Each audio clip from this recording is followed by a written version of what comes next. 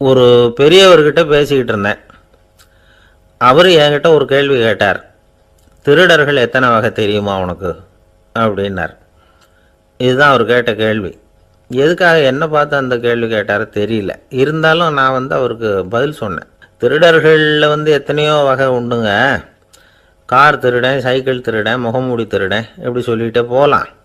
இருந்தாலும் என்னுடைய சிற்றறிவுக்கு எட்டின வரையில் திருடர்களை 2 வகையாக பிரிக்கலாம் அப்படின்னு நினைக்கிறேன். ஒன்று ராத்திரியில் திருடுற திருடன், இன்னொருத்தன் பகலில் திருடுற திருடன். அதாவது பகல் திருடன், ராத்திரி திருடன் அப்படின்னு பெரியவர் சிரித்தார். என்ன சிரிக்கிறீங்களே? என்ன கள்வர்கள் 4 வகை அப்படின்னு ஆரம்பித்தார். எப்படின்னு கேட்டேன். சாப்பாட்டுக்கு இல்லாமல் திருடுறாங்க பாருங்கள், அது ஒரு வகையான். சாப்பாட்டுக்கு இருந்தும் திருடுறாங்க பாருங்கள், அது ஒரு வகையான். இதை தவிர இன்னும் ஒரு 2 வகை திருட்டு உண்டு. அது என்னென்னா, ஆண்டவன்கிட்ட இருந்து நாம் திருடுற திருட்டு, இன்னொன்று என்னென்னா நம்மக்கிட்ட இருந்து ஆண்டவன் திருடுற திருட்டு அப்படின்னார். எனக்கு ஒன்றும் புரியல. என்ன சார் இது, ஆண்டவனையே திருடன்னு சொல்கிறீங்களே அப்படின்னு ஆச்சரியமா. ஆமாங்க, ஆண்டவனை கல்வன்னு சொல்கிறது இல்லையா? காஞ்சிபுரத்துக்கு பக்கத்தில் திருக்கார்வனம் அப்படின்னு ஒரு ஊர் இருக்குது. அங்கே உள்ள பெருமாளுக்கு கல்வர்னு தான் பேர். அது மட்டும் இல்லை, திருமங்கையாழ்வார் தம்முடைய திரு நெடுந்தாண்டகத்தில் கார்வனத்துள்ளாய் கல்வா அப்படின்னு தான் அழைக்கிறார் அப்படின்னு நிறைய உதாரணம்லாம் சொல்ல ஆரம்பித்தார். அதுக்கப்புறம் அவர்கிட்ட பேசி நான் புரிஞ்சுக்கிட்ட விவரங்களை தான் நான் இப்போ உங்ககிட்ட சொல்ல போகிறது. அதாவது அவர் சொன்ன முதல் வகை திருடர்கள் சாப்பாட்டுக்கு இல்லாமல் திருடுறவங்க. இவங்களை திருத்தி போடலாம். சாப்பாட்டுக்கு இருந்தும் பணம் சேர்க்கணுங்கிற ஆசையால் பொய் கணக்கெல்லாம் எழுதுகிறாங்க பாருங்கள், அவங்க தான் 2வது வகை. 3வது வகை திருட்டு தான் மிகப்பெரிய திருட்டு. இறைவனுக்கு சொந்தமானதை நம்முடையதுன்னு நினைக்கிற திருட்டு. எது இறைவனுக்கு சொந்தமானது அப்படின்னா ஆத்மா. பகவானுக்கு சொந்தமான ஆத்மாவை நம்முடையதுன்னு நினைக்கிறது தான் அந்த மாபெரும் திருட்டு. இதுக்கு பேர் தான் ஆத்மாபகாரமா. சரி, இதுக்கு பரிகாரம் என்ன? எல்லாம் இறைவனுடையது, நமக்கு ஒன்றும் இல்லை அப்படின்னு நினைக்கிறது தான் இதுக்கு பரிகாரம். இதெல்லாம் இருக்கட்டும். 4வது திருட்டு ஒன்று சொன்னோம்ல, ஆண்டவன் நம்மகிட்ட இருந்து திருடுறது. அது எப்படி? ஆண்டவனை கல்வன்னு சொல்கிறாங்க, அது சரி. அவர் என்னத்தை திருடினார்? இப்போ இன்னொருத்தருக்கு சொந்தமான ஒன்றை எடுத்து வச்சுக்கிறது தான் கள்ளத்தனம். ஆனால் ஆண்டவன் எடுத்துக்கிட்டோம்னா இருக்கிறது எல்லாமே அவனுக்கு சொந்தம். அப்படி இருக்கிறப்போ அவரை எப்படி கல்வன்னு சொல்கிறது? இது என்ன புரியாமல் இருக்குதே அப்படின்னு சொல்லி பார்த்தா அதுக்கும் விளக்கம் சொல்கிறாங்க அவங்க. அதாவது ஆண்டவனுக்கு உருவமே கிடையாது, அரூபமாக இருக்கிறவன், அதாவது உருவம் இல்லாமல் இருக்கிறவன். அப்படி உள்ள பகவான் நம்மளை மாதிரி உருவத்தில் இருக்கிறான். நம்மளை மாதிரியே கை, கால், மூக்கெல்லாம் இருக்குது ஆண்டவனுக்கு. இந்த உருவம் நம்மகிட்டே இருந்து திருடினது தானே. அவன் தன்னுடைய உண்மையான திருமேனியை நமக்கு காட்டாமல், அதாவது தரிசனம் கொடுக்காமல் இருக்கிறது கள்ளத்தனம் தானே. அதனால தான் இதுவும் ஒரு பெரிய திருட்டு, இருக்கிறதுலே மிகப்பெரிய திருட்டு அப்படிங்கிறார். என்கிட்ட பேசிக்கிட்டு இருந்தார், இந்த விஷயம்லாம் சொல்லிகிட்டு இருந்தார் இந்த பெரியவர். அதாவது திருட்டை ஆன்மீக நோகத்தில் அவர் பார்க்குறார். நம்ம பார்வையில் இதை விட அபூர்வமான திருட்டுலாம் இங்கே உண்டு. அபூர்வமான திருடர்களும் உண்டு. ஒரு திருடன் சிறையிலிருந்து விடுதலையாகி வெளியில் போனான். கொஞ்ச நாளில் மறுபடியும் திரும்பி ஜெயிலுக்கு வந்துட்டான். அப்போது சிறை அதிகாரி அவனுக்கு அறிவுரை சொன்னாராம். ஏன்பா இப்படி அடிக்கடி தப்பு பண்ணிவிட்டு ஜெயிலுக்கு வந்துவிடுறியே, உனக்கு சொந்த பந்தம் எதுவும் இல்லையா? உனக்கு அப்பா, அண்ணன், தம்பி, அதனால் மதிப்பு இருக்கும் பொழுதே பெரியவர்கள் பாதம் பணிந்து அந்த புனிதத்தை பெற்றுக்கொள்ளணும். அப்படி பணிவுங்கிறது வேற, அடிமைத்தனம்ங்கிறது வேற.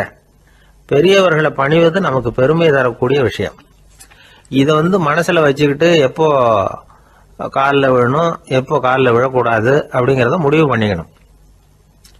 ஒரு சாதாரண ஆள் நடந்து வந்துக்கிட்டு இருந்தார்.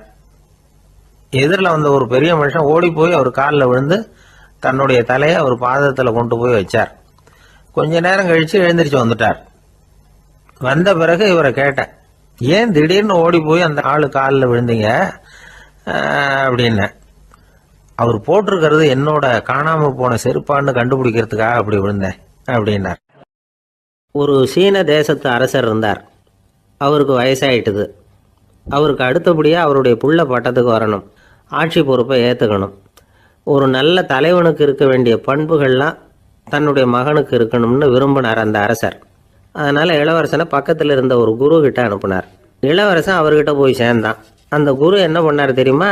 இவனை பார்த்து சொன்னார், இதை பாருப்பா, நீ என்ன பண்ணுற, இப்போவே பக்கத்தில் இருக்கிற காட்டுக்கு போ, நடுக்காட்டில் போய் ஒரு இடத்துல உட்காந்துக்கோ, அங்கே என்னென்ன சத்தம்லாம் உன் காதில் விழுதுன்னு கவனித்து கேளு, உன் காதில் விழுந்த ஓசைகள் என்னென்னங்கிறத என்கிட்ட வந்து சொல்லு, அதுதான் எனக்கு தெரியணும், உனக்கு வேலையும் அதுதான் அப்படின்னு சொல்லி அனுப்பி வச்சுட்டார். இளவரசன் காட்டுக்கு போனான். குரு சொன்னபடியே ஒரு இடத்துல உட்காந்து கவனித்து கேட்டான். அதுக்கப்புறம் குருக்கிட்ட திரும்பி வந்தான். என்னென்ன சத்தம்லாம் கேட்ட அப்படின்னு கேட்டார் குரு. குருவே, காட்டில் நான் பறவைகள் சத்தம்லாம் கேட்டேன், மிருகங்களின் ஓசையையும் கேட்டேன், இதை தவிர இடி மின்னல் மழை இதுகளோட சத்தத்தையும் கேட்டேன் அப்படின்னா. குரு யோசனை பண்ணார், நீ இன்னமும் சரியாக கேட்கல, அதனால் மறுபடியும் காட்டுக்கு போ, கொஞ்ச நாள் தங்கியிருந்து கேட்டுட்டு வா அப்படின்னார். இளவரசனுக்கு ஒன்றும் புரியல.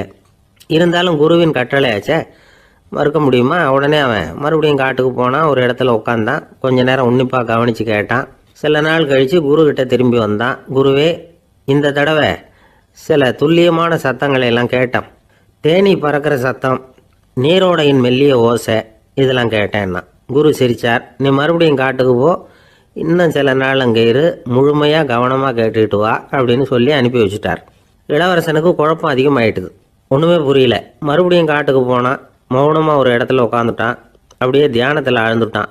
சில நாளில் அவனுக்கு இதுவரை கேட்காத ஓசைகள்லாம் கேட்க ஆரம்பிச்சிட்டுது. இதைத்தான் நான் கேட்கணும்னு என்னுடைய குரு எதிர்பார்த்துருக்கிறாருங்கிறத புரிஞ்சுக்கிட்டான். உடனே குரு கிட்ட ஓடனான். குருவே, இந்த தடவை காதுகளுக்கு கேட்க முடியாத சில ஓசைகளை கூட என்னால் உணர முடிஞ்சுது. பூ மலருகிற ஓசை, சூரியனால் பூமி சூடாகிறப்போ எழுகிற ஓசை, காலை பனித்துளி இந்த புல்லுலாம் குடிக்கிற ஓசை, இது எல்லாம் என்னால் நல்லா கேட்க முடிஞ்சுது அப்படின்னா. குருவுக்கு இப்போ தான் திருப்தி ஏற்பட்டு தான். இளவரசனை பார்த்து சொன்னார், இதை பாருப்பா, இப்போ தான் நாட்டை ஆளுகிற தகுதி உனக்கு வந்திருக்குது அப்படின்னு சொல்லி அதுக்கு விளக்கமும் கொடுத்தாராம். எந்த அரசன் தன்னுடைய மக்களின் எதையும் பேசுகிற மௌன மொழியை, மௌன வார்த்தைகளை கேட்குறானோ அவன்தான் ஆள தகுதி உள்ளவன். எந்த அரசன் தன்னுடைய மக்களின் உணர்ச்சிகளை உண்மையாக உணர்றானோ அவன்தான் முதன்மையான அரசன். போலி வார்த்தைகளை மட்டும் கேட்டுட்டு பல மௌன ராகங்களை காதில் வாங்கிக்காதவன் அரசனே இல்லை. எந்த நாட்டில் எப்போ ஒரு அரசன் தன்னுடைய மக்களின் உணர்ச்சிகளை கேட்க மறுக்கிறானோ அன்னையிலிருந்தே அந்த நாடு அழிய தொடங்குது அப்படின்னு அர்த்தம். ஒரு ஊரில் ஒரு துறவி இருந்தார், புத்த சமய துறவி. அந்த ஊர் மன்னன் அவரை பற்றி கேள்விப்பட்டிருக்கான். ஒரு நாள் புறப்பட்டு போனான். துறவியின் பாதங்களை தொட்டு வணங்கினான். அதுக்கப்புறம் சொன்னான், ஐயா, நான் உங்களை அரண்மனைக்கு அழைச்சிட்டு போகிறதுக்காக வந்திருக்கிறேன், இனிமேல் நீங்கள் இங்கே எதுக்கு இருக்கணும் அப்படின்னானா. அவன் மனசுக்குள்ளே என்ன நினைப்புன்னா, இவர் எங்கே வரப்போகிறாரு, நான் ரொம்ப எளிமையானவன், எனக்கு எதுக்கு அரண்மனை வாசம்னு சொல்லிவிடுவார் அப்படின்னு நினச்சிருக்கான். ஆனால் அந்த துறவி என்ன பண்ணார் தெரியுமா? அப்படியா, சரி போகலாம், வா, போய் உன் ரதத்தை கொண்டுட்டு வா, அரண்மனைக்கு போகும்பொழுது அதுக்கு தகுந்த மாதிரி ஆடம்பரமாக போகணும் அப்படின்னு விட்டாரான். துறவி இப்படி சொன்னதும் அந்த மன்னனுக்கு மனசுக்குள்ளே சந்தேகம் வந்துட்டுது. இவர் உண்மையிலேயே துறவி தானா, ஏமாத்து பேர் வழி மாதிரி தெரியுதே அப்படின்னு நினச்சிருக்கான். இருந்தாலும் இனிமேல் என்ன பண்ணுறது, சொல்லியாச்சு. ரதத்தை கொண்டுகிட்டு வந்தான். துறவி ஏறி உட்காந்தார். பக்கத்தில் ராஜா. அவர் ரொம்ப உற்சாகமாக வரார்.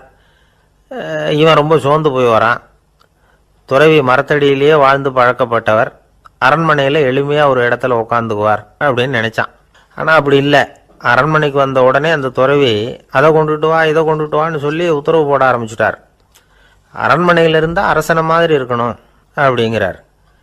ராத்திரி பூரா சௌரியமாக தூங்கினார். பகலில் அரண்மனை தோட்டத்தில் உலாவ வேண்டியது, நீச்சல் குளத்தில் குளிக்க வேண்டியது, இப்படியே பொழுது போக்கிட்டு இருக்கிறார். அந்த அரண்மனையில் துறவி மகிழ்ச்சியாக இருக்கிறார். மன்னனால் அப்படி இருக்க முடியல. அவருக்கு எந்த கவலையும் இல்லை, இவனுக்கு அரசாங்க கவலைகள். துறவி அப்படி இருக்கிறத இவனால் தாங்கிக்க முடியல. ஒரு நாள் அவர்கிட்டயே போய், நான் உங்ககிட்ட கொஞ்சம் பேசணும் நானா. துறவி பார்த்தார். நான் இந்த அரண்மனைக்கு வரும்பொழுதே நீ என்னமோ என்கிட்ட கேட்கணும்னு நினச்ச, ஏன் காலதாமதம், நீ அனாவசியமாக உன்னையே தொந்தரவு பண்ணிகிட்டு இருக்கிற, நீ கவலையாக இருக்கேங்கிறது எனக்கு புரியுது. நான் மரத்தடியில் இருந்தப்போ கூட என்னை அடிக்கடி சந்திச்சுக்கிட்டு இருப்பேன், ஏதாவது விளக்கம் கேட்குறது உண்டு. இங்கே வந்த பிறகு என்னை சந்திக்கிறது கூட அபூர்வமாக போயிட்டுது. நீ இப்போ என்ன கேட்க போகிறேங்கிறது எனக்கு தெரியும், இருந்தாலும் கேள் அப்படின்னாராம். வேற ஒன்றும் இல்லைங்க. இப்போ உங்களுக்கும் எனக்கு என்ன வித்தியாசம்? 2 பேரும் அரண்மனையில் தான் இருக்கிறோம். நீங்கள் மகிழ்ச்சியாக இருக்கிறீங்க, நான் அப்படி இருக்க முடியல. இவ்வளவுக்கும் நீங்கள் முன்னாடி இருந்தது மாதிரி இல்லை. தினமும் தங்க தேர் கேட்குறீங்க, உயர்தரமான ஆடைகள் அணிகிறீங்க, சுவையான சாப்பாடு. இப்படி இருக்கிறப்போ உங்களுக்கும் எனக்கு என்ன வித்தியாசம்? இதுதான் மன்னனுடைய கேள்வி. இதுக்கு பதில் சொல்கிறேன், என் கூட புறப்பட்டு வா, இந்த நகரத்துக்கு வெளியில் போவோம் அப்படின்னு சொல்லி அரசனை கூப்பிட்டுக்கிட்டு ஊர் எல்லைக்கு வந்து சேர்ந்தார் துறவி. அங்கே போய் சொன்னார், இதை பாருப்பா, இந்த இடத்த தான் தேடிக்கிட்டு இருந்தேன். இனிமே நான் வந்து திரும்பி வரப்போகிறதில்ல. நீ என்னோட வர்றியா திரும்பி போறியா அப்படின்னார். நான் எப்படிங்க உங்கள் கூட வர முடியும்? என்னுடைய நாடு, என்னுடைய சொத்துக்கள், மனைவி, மக்கள் எல்லாத்தையும் விட்டுட்டு எப்படிங்க வர்றதுன்னா. இப்போ அந்த துறவி சொன்னார், இப்போ வித்தியாசத்தை தெரிஞ்சுக்கிட்டியா? நான் அரண்மனையில் இருந்தேன், எல்லா வித பொருள்களும் உடையவனாக இருந்தேன், ஆனால் எதையும் சொந்தம் கொண்டாடுறவனாக இருக்கல. ஆனால் நீ அப்படி இல்லை, எல்லாத்தையும் சொந்தம் கொண்டாடிக்கிட்டு இருக்கிற. இதுதான் நமக்குள்ள வித்தியாசம் அப்படின்னு சொன்னார். அரண்மனை ஆடைகளை அப்படியே கலைஞர் அரசங்கிட்ட கொடுத்தார். உன்னுடைய ஆடைகளை நீயே வச்சுக்கோன்னார். அவர் பாட்டுக்கு நடந்து போனார், திரும்பியே பார்க்கல. அரசனுக்கு அப்போ தான் தன்னுடைய அறியாமை விளங்குச்சான். இதிலேருந்து நாம் புரிஞ்சிக்க வேண்டியது என்னென்னா, இந்த உலகத்தில் எத்தனையோ பொருள்கள், அதையெல்லாம் முறையாக பயன்படுத்தினா மகிழ்ச்சி. அதை விட்டுட்டு அதுக்கெல்லாம் சொந்தம் கொண்டாட ஆரம்பித்தா கவலை. நம்ம ஆட்கள் வந்து சொந்தம் கொண்டாடுற விதமே தனி. ஒரு ஆள் இன்னொருத்தங்கிட்ட ஒரு கொடை கடன் வாங்கியிருந்தான், திருப்பி கொடுக்கல. கொடையை கொடுத்தவன் கேட்டான், என்கிட்ட கடன் வாங்கினிய கொடை, அதை கொஞ்சம் திருப்பி தர்றியான்னா. அது உனக்கு இப்போ அவசரமாக தேவைப்படுதா அப்படின்னு கேட்டான் இவன். எனக்கு தேவைப்படலை, அந்த கொடையை நான் யாருக்கிட்ட வாங்கியிருந்தேனோ அவனுக்கு இப்போ அது அவசரமாக தேவைப்படுது அப்படின்னானான் அந்த ஆள். அந்த ஆளுக்கு பேச தெரியாது, அவர்கிட்ட கொஞ்சம் எச்சரிக்கையாக நடந்துக்கோ அப்படின்னு சொல்கிறது உண்டு. அப்படின்னா என்ன அர்த்தம்? அவர் இன்னமும் குழந்தையாகவே இருக்கிறாரு, இன்னும் பேச்சு வரலன்னு அர்த்தம்? அப்படி இல்லை, அவருக்கு நாகரிகமாக பேச தெரியலன்னு அர்த்தம். பேசுறதுங்கிறது மனுஷனால் மட்டுமே முடியக்கூடிய ஒரு காரியம். அப்படி இருந்தும் அதோட பெருமையை வந்து அவன் இன்னமும் சரியாக புரிஞ்சிக்கலன்னு தான் சொல்லணும். அதனால தான் அவன் அளவுக்கு அதிகமாக வார்த்தைகளை கொட்டி போடுறான். அதுக்கப்புறம் அதையெல்லாம் திருப்பி அள்ள முடியாமல் கிடந்து கஷ்டப்படுறான். கொட்டுன வார்த்தையை அள்ள முடியுமா? ஒருத்தரை இன்னைக்கு பார்த்து முட்டாள்னு திட்டி போடுறீங்க, நாளைக்கு மறுபடியும் அவர்கிட்ட போய் நேற்றுக்கு உன்னை முட்டாள்னு சொல்லிவிட்டேன், அந்த வார்த்தையை திருப்பி கொடு, வாங்கிட்டு போயிடுறேன் அப்படின்னு நான் சொல்ல முடியும்? அவன் கோபக்காரனாக இருந்தால் நேற்றுக்கு அதை வேறு விதமாக உங்களுக்கு திருப்பி கொடுத்துருப்பான். உலகத்தில் எவ்வளவோ ஜீவராசிகள் இருக்குது, அதுக்கெல்லாம் வாய் இருக்குது. அந்த வாயெல்லாம் எதுக்கு உபயோகம்? சாப்பிட்றதுக்காக. ஆனால் நமக்கு இருக்கிற வாய் சாப்பிட்றதுக்காக மட்டும் இல்லை, பேசுகிறதுக்காகவும் தான். பேச முடியலன்னா வாய் இருந்தால் கூட அது வாயில்லா ஜீவன் தான். ஒரு பையனை பார்த்து அது வாய் உள்ள புள்ள பொழைச்சிக்கும் அப்படின்னா மற்ற பையன்களுக்கெல்லாம் முகத்தில் வாயே இல்லைன்னு அர்த்தம்? அப்படி இல்லை, அந்த பையன் கொஞ்சம் கெட்டிக்காரத்தனமாக பேசுவான்னு அர்த்தம். அதனால் எப்படி பேசணும் அப்படிங்கிறத நாம் முக்கியமாக தெரிஞ்சுக்கணும். இதுக்கு 8 விதமான குறிப்புகளை நம்ம பெரியவங்க சொல்லியிருக்கிறாங்க. பேச்சுக்கு 8 அங்கங்கள் உண்டு அப்படின்னு அவங்க சொல்கிறாங்க. அதெல்லாம் என்னென்ன அப்படின்னா, உண்மை, நன்மை, அன்பு, நிதானம், இனிமை, ஆழம், சமயமறிதல், சபையறிதல். இந்த 8 தன்மையும் பேச்சில் இருக்கணுமா. இதையே கொஞ்சம் விவரமாக சில பேர் போர்டில் எழுதி வச்சுருப்பாங்க. அதாவது எழுத்துலையாவது அதெல்லாம் இருக்கட்டுமே அப்படின்னு நினச்சி நீங்கள் கூட சில இடங்களில் இதை பார்த்துருக்கலாம். அதாவது உண்மையே பேசுக, நன்மையே பேசுக, அன்பாக பேசுக, நிதானமாக பேசுக, இனிமையாக பேசுக, ஆழமுடையதாக பேசுக, சமயமறிந்து பேசுக, சபையறிந்து பேசுக, இப்படி எழுதி வச்சுருப்பாங்க. இந்த 8 அம்சமும் சரியாக பொருந்தி இருந்தால் தான் அது பேச்சு. மற்றதெல்லாம் பேச்சாகிடாது. பேச்சு ஒரு சிறந்த கலை. எல்லாத்தையும் விட பேசாமல் இருந்தும் பழகணும், அது ரொம்ப முக்கியம். தசரதரே, மனுஷனுக்கு 3 கடன்கள் உண்டு. தேவ கடன், ரிஷி கடன், பித்ரு கடன். இதை தீர்க்காதவன் பாவியாகிறான். இதில் மகனை பெறுவதால் தான் பித்ரு கடன் தீரும். உனக்கு மகன் கிடையாது, அதனால் நீ பாவியாகிற. பாவி உட்கார்ந்துருந்த இடம்ங்கிறதுனால அதை சுத்தம் செய்ய வேண்டியது எங்கள் கடமை அப்படின்னு நானும் தேவேந்திரன். இந்த இடத்துல தசரதருக்கு ஏற்பட்ட அவமானம் ஒரு வைராக்கியமாக மாறிச்சு. தேவேந்திரனே கேட்டுக்கோ, ஒரு மகனை பெற்ற பிறகு தான் இந்த சபையில் மறுபடியும் அடி எடுத்து வைப்பேன் அப்படின்னு சொல்லிவிட்டு போயிட்டாரான்.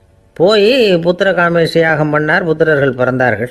இந்த கதையில் உள்ள கருத்து என்னென்னா, தேவேந்திரன் தசரதரை அப்படி அவமானப்படுத்தலைன்னா அவருக்கு இப்படி ஒரு வைராக்கியம் பிறந்திருக்குமா? யோசிச்சு பார்க்கணும். நமக்கு ஏற்படுகிற சில அவமானங்களையும் வைராக்கியமாக மாற்றிக்குவோம். அப்படி மாற்றிக்கிட்டோம்னா வாழ்க்கையில் முன்னேறலாம். நம்ம ஆளுங்க சில பேர் அவமானத்தை வைராக்கியமாக மாற்றிக்கிறது எப்படி தெரியுமா?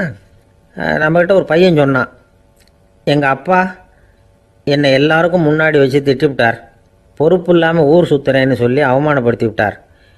இனிமேல் நீ என் முகத்திலேயே முழிக்காதரா போடான்னு வேற சொல்லிவிட்டார். எனக்கு ரோஷம் வந்துட்டுது.